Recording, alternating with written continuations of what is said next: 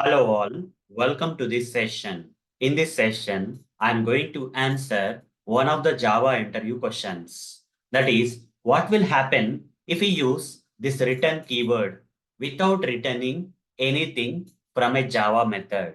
The answer is method execution will stop when such return statement gets encountered inside a method. Okay, the method execution will stop there itself because there is a written statement inside that particular method which is actually not returning anything. Okay, in such kind of cases, the method execution will stop when such kind of written keyword statement which is not returning anything is encountered inside a method.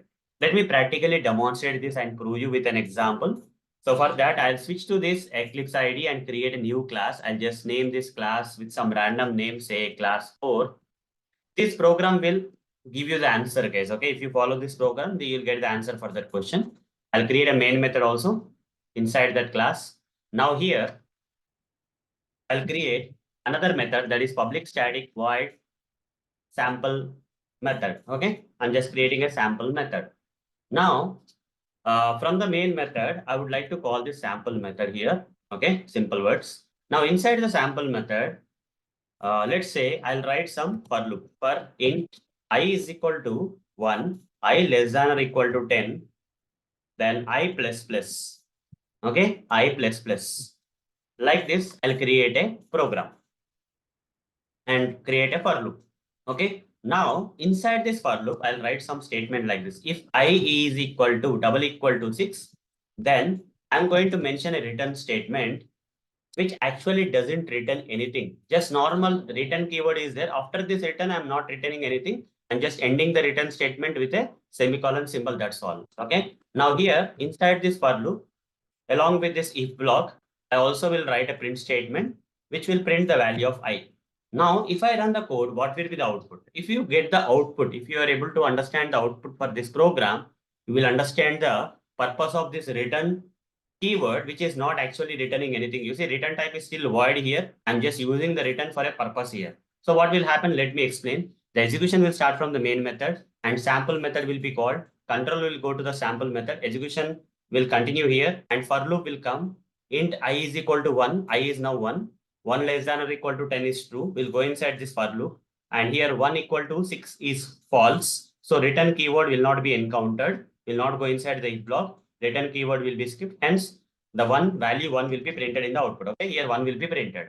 Then in the next iteration, I plus plus will happen where I will become 2. 2 less than or equal to 10 is again true. 2 is equal to 6 is false. So this return keyword is not encountered yet. So 2 also will be printed now. Now I becomes 3. Again, condition is true. 3 less than or equal to 10 is true. 3 equal to 6 is again false. The return keyword or return statement will not be executed. So system.out.println 3 will be printed. Now I'll become 4. 4 less than or equal to 10 is true. And we'll go inside this for loop. And 4 equal to 6 is false. So return keyword will not be executed. So system.out.println I will be printed. That is 4 will be printed. Then I will become 5. 5 less than or equal to 10 is true. So 5 equal to 6 is false again.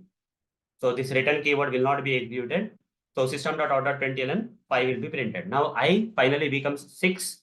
6 less than or equal to 10 is true.